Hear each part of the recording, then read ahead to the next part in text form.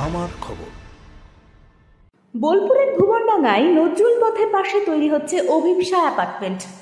বাংলায় বাঙালি রাজ করবে, সেই কাজ ইতিমধ্যে শুরু হয়েছে, এমনই দাবি তুলল বাংলা পক্ষ। রবিবার বোলপুরে পথসভায় বীরভূম জেলা বাংলা পক্ষের নেতৃত্বে দাবি ওঠে, WBCS এ হিন্দি উর্দু প্রাধান্য পেরিয়ে বাংলার সঙ্গে আর বেইমানি চলবে না, নাটক নয়, এবার বাস্তবে বাংলা ভাষা বাধ্যতামূলক করতে হবে, জোর সুরে জানান সংগঠন।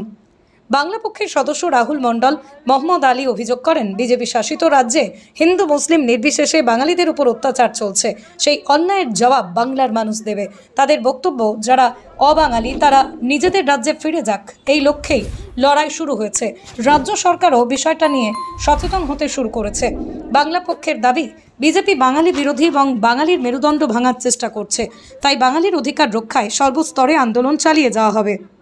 আজকে আমাদের যেটা আশা, অ্যাকচুয়ালি আমাদের যে WBCS, UPSC এবং উচ্চ পদস্থ যে পরীক্ষাগুলো হয় সেগুলোতে বাংলা নেই। একসময় বাংলা ছিল WBCS এর। ওয়েস্ট বেঙ্গল সিভিল সার্ভিস হওয়ার পর ওয়েস্ট বেঙ্গল শব্দ থাকার পরও বাংলাটাকে আবলিশ করে দেওয়া হয়েছে। সেখানে ঢোকানো হয়েছে হিন্দি এবং উর্দুকে।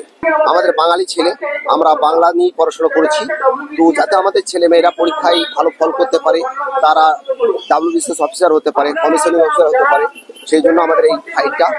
এবং আমাদের যে পর্যায়ী শ্রমিক বাংলার বাইরে যারা কাজ করছেন, তাদেরকে বাংলা ভাষা শুনলেই তাদেরকে যে অপমান করা হচ্ছে, মারা হচ্ছে, ধরা হচ্ছে, ডিটেনশন ক্যাম্পে বিনা কোনো কোশ্চেন বা কোনো কিছু ছাড়াই তাদেরকে যে ঢুকিয়ে দেওয়া হচ্ছে, সেগুলো নিয়ে আমরা চরমভাবে প্রোটেস্ট করছি। এবং দ্বিতীয় কথা হচ্ছে যে ভারতবর্ষের প্রথম ভাষা বাংলা ভাষা, যেখানে প্রথম রাজধানী ছিল বাংলা, নবাব সিরাজদৌল্লা, পরে কলকাতা, তারপরেও জাতীয় সঙ্গীত লেখা সেটাও বাংলাতে, যিনি জাতীয় গীত লিখেছেন তিনিও বাঙালি, তারপরেও আমরা আজকে অপমানিত, আমরা লাঞ্ছিত হচ্ছি। এবং ভারতবর্ষ ছাড়া পৃথিবীতে প্রায় 30 কোটি লোক আমরা বাংলা ভাষায় কথা বলি।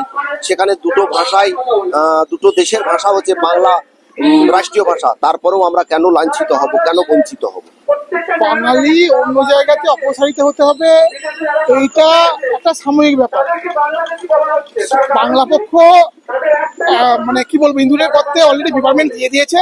এবার থেকে প্রিপারমেন্ট থেকে বড় বড় যারা কুকুর তারা বেরিয়ে গিয়ে তারা নিজের রাজ্যে ফিরে যাবে, তারপর বাঙালি বাংলাতে কাজ করবে এবং বাঙালিই থাকবে। তার জন্য লড়াই শুরু হয়ে গেছে এবং রাজ্য সরকারও টলং নড়ে গেছে।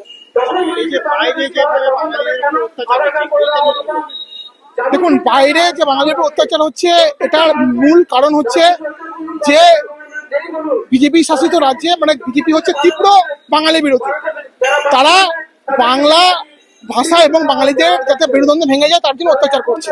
তো অত্যাচারের একটা সময় থাকে, যেমন দেখবেন যখনই অত্যাচার উপরের সীমায় পৌঁছে যায় তখন ভগবান অবতার রূপে জানানো হয়।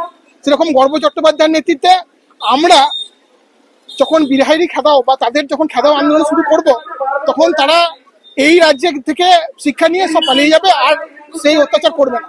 বোলপুরের ভুবনডাঙ্গায় নজরুল পথের পাশে তৈরি হচ্ছে অভিপ্সা অ্যাপার্টমেন্ট।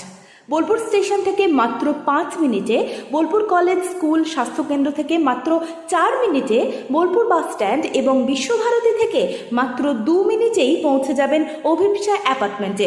রয়েছে নানান উন্নত মানের সুযোগ সুবিধা। অফিসের ঠিকানা Sanvi apartment 2, ground floor, Ramakrishna road, Bolpur. Booking করতে সত্বর যোগাযোগ করুন এই নম্বরে।